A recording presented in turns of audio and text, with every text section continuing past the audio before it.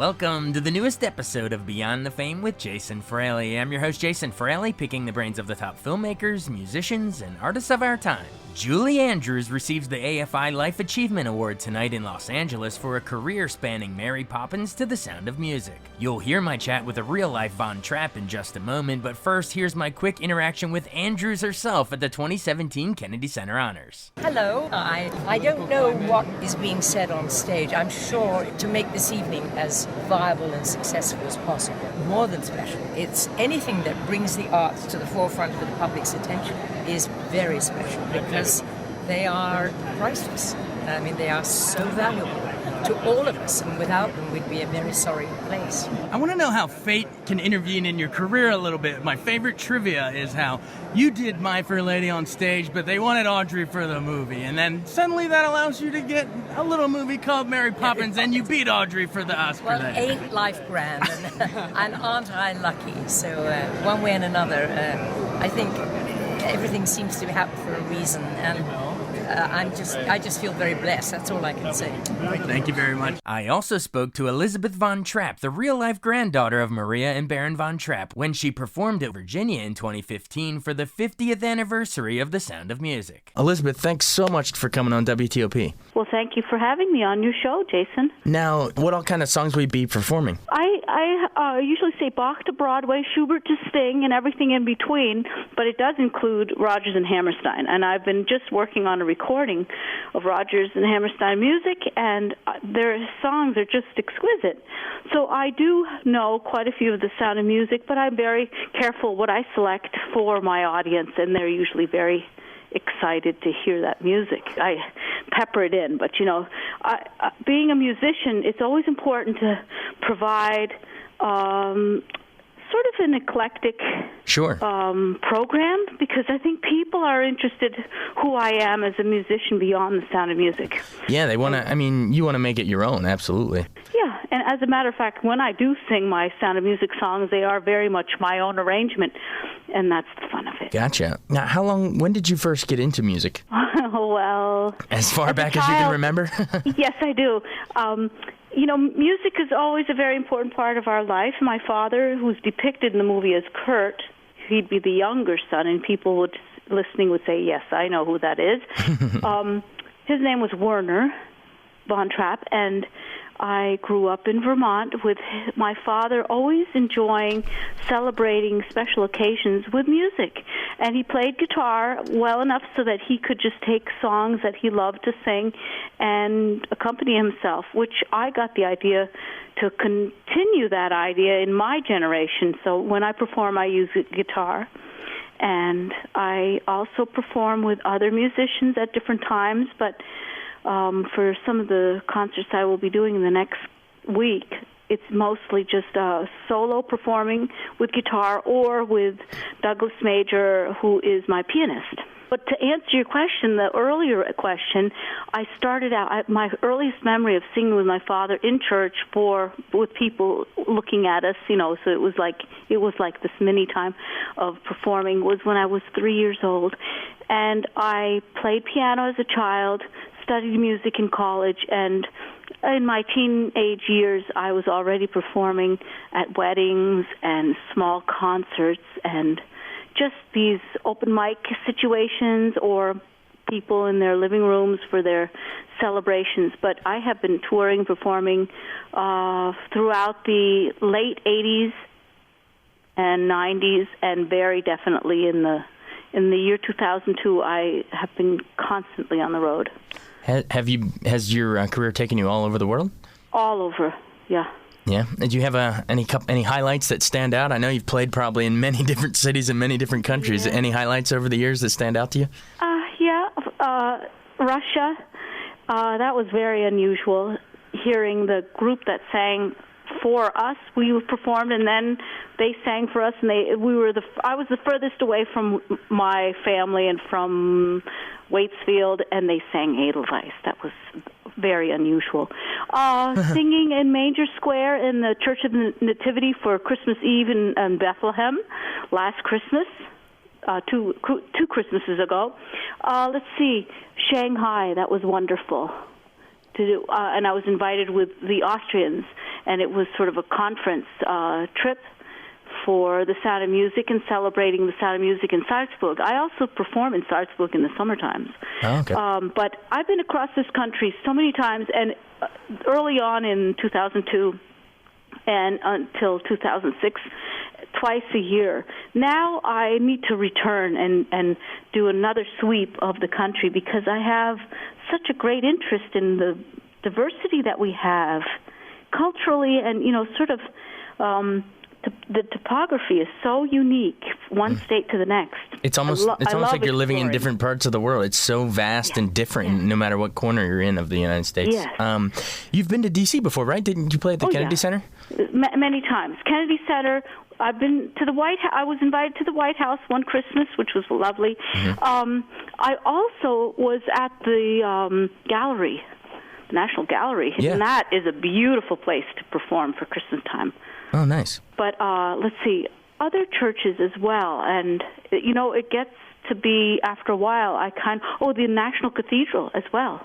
That is actually right by our radio station. Is the National Cathedral? We're right across the street. Yes, I've been there 3 times.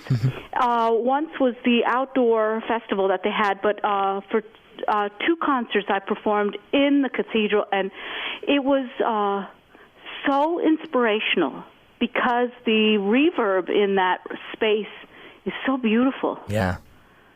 Anyway. Yeah, no, it's true. It's a beautiful space. What is it like being part of such a famous family? I mean, most people, you mention their last name and they don't know you from Adam, but with yours you say Von Trapp, you immediately think of that movie. It's so ingrained in our, not just American culture, but world culture. We've all seen the movie and everything else, but what's it like that being your family history, just sitting listening to your grandparents tell stories, I mean, that's just got to be unique. It was unique. It was fascinating. I would never pass up the experience to go to visit my grandmother because I knew, and my relatives living in Stowe, Vermont, which is about 40 minutes from here. And my parents lived close enough so we could be there within an hour's time to celebrate holidays. And like I say, I always got so excited because it was never dull. It was always a wonderful experience, and they had amazing life experiences that they shared, and the stories were just fascinating. Compare your real-life grandmother with Julie Andrews. How was she similar or different from the movie? No, it's very different. just the way she looked. One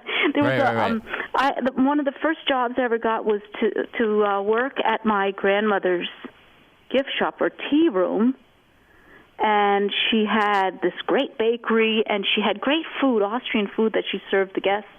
And they'd be waiting in long lines when it was very busy, and she would be signing the books that she was selling, her own books that she had written. Right. And every 5 years, she'd have a new book that she had written. So people were standing in line to have their autograph from her. And this little boy waited for probably a half an hour with his mother, getting very antsy. And finally, he was at the desk where my grandmother sat. He looks up at her and he says, "You're not Maria," thinking, of course, like we all know, right, Maria from Julie Andrews, right? And she looked at him, and you could tell that she was ready to scowl. And then she thought, nah, better not. It's just a kid. So she reached over where there was a display of postcards and pulled out a picture of herself, signed the back of it, handed it to him, and said, "I am Maria Von Trapp." I am thee. Everybody laughed. There's almost like, I think people starting to clap. They all were so curious how she would deal with this moment.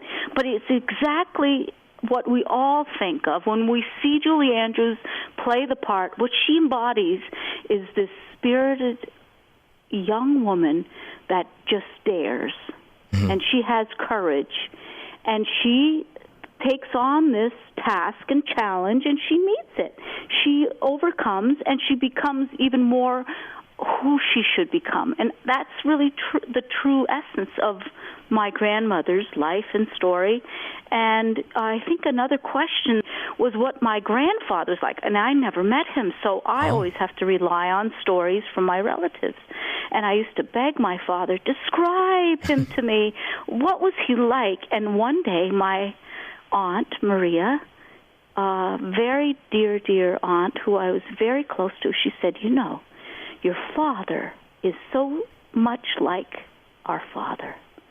And in an instant I thought, well, that must be great, because my father had just a very wonderful personality. He was a wonderful man, very gentle, very understanding, very wise, very much for the family, and he had deep principles that he lived by.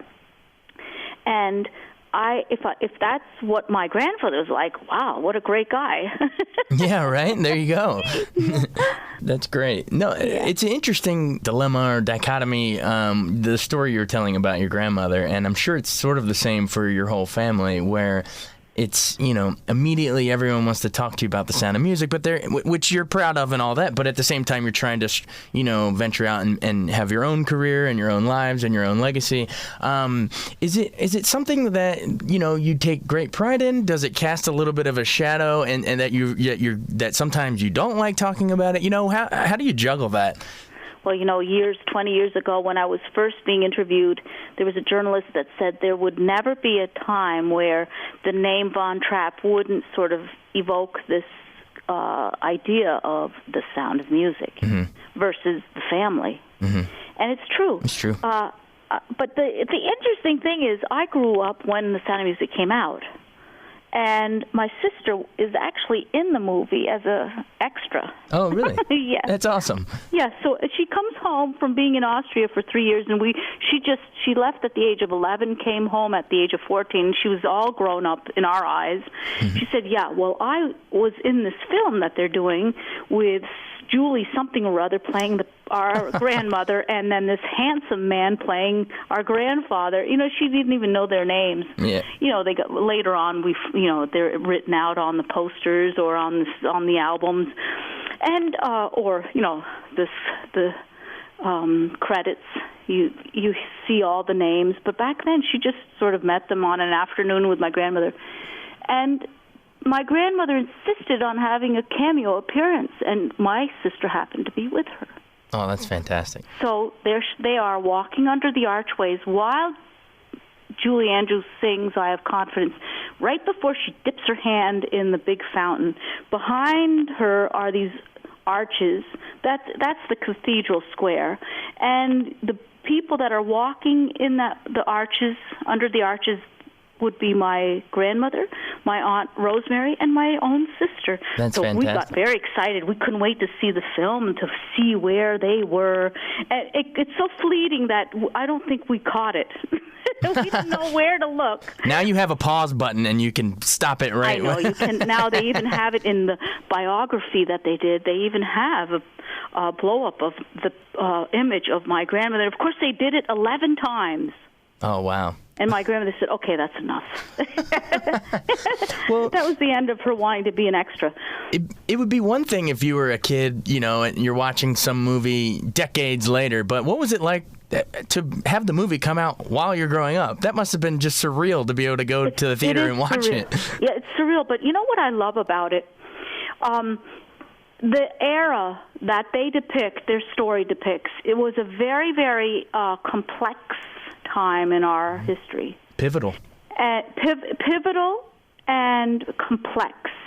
I think the story, the fact that it was captured in the book, and then actually the German film company took on my grandmother's book and actually made a film, which is what we grew up seeing. Mm-hmm. My grandmother had a copy of that film, and she would play it for her guests every Friday night. And if we came to visit on a Saturday and it was raining, my Aunt Hedwig would just make sure we were entertained, so she would play the movie for us, and we couldn't wait to see it over and over again. And as a child, these fantasies of actually seeing these characters play your family story, what I think it did for me was to allow myself to truly understand that they were bigger than life. Mm-hmm. They were very unique individuals, what they did and what they accomplished. But their story of faith and of courage, that is a story that everybody needs. Yeah, that's universal. Yeah, and it should never be diminished in any way, because every era of our history, people are always suffering with this dilemma of having to choose to leave if there's war or if they need to survive. Yeah. And we see the story on, the situations we see now of so many refugees. I hear that on the news, and I'm thinking, they're struggling so much more in certain ways. But my relatives, they just dared to leave. Well, and that's why this story is going to be so timeless. And I mean, timeless. This is the 50th anniversary, but tack another 50 years on, and I think it'll still be just as relevant. Not to mention all the the great music that everyone will continue to sing. Do you have a personal favorite song? Actually, Something Good. Oh, okay. Which is, it doesn't include Oscar Hammerstein, so in some ways I have to think of another one. Let's see. So Long Farewell has become a favorite of mine now. I've just been working on it. It's a very wonderful song. I like quite a few of them.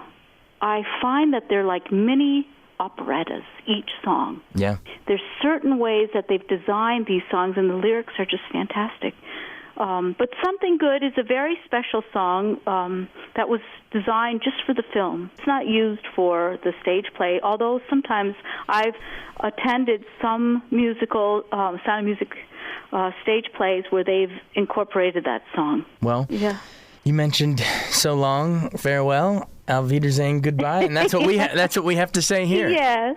But thanks so much for taking the time, and best of luck on Saturday playing in Springfield. It's going to be a blast, and I'm sure they'll all really enjoy it. Yes. Well, thank you for inviting me, and I wish you all the very best. Yeah, you too. Thanks so much for sharing your story and your family history with us. You're very welcome.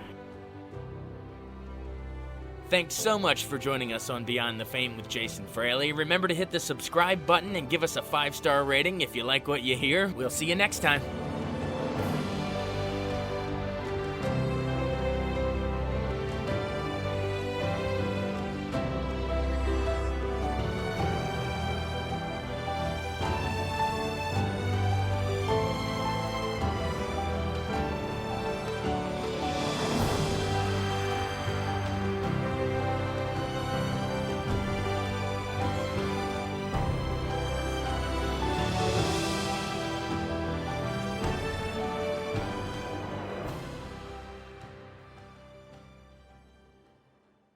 I wanted to take a second to tell you about an app I really enjoy. Living in the DC area is great, and Podcast DC gathers all of the local shows that I like all in one local app. Health, sports, local news, politics, and so much more. Podcast DC is the new local app with hundreds of DC area podcasts to choose from. I can earn exciting rewards just for listening and share the podcasts I love instantly. Available in the App Store or in Google Play, listen local with Podcast DC.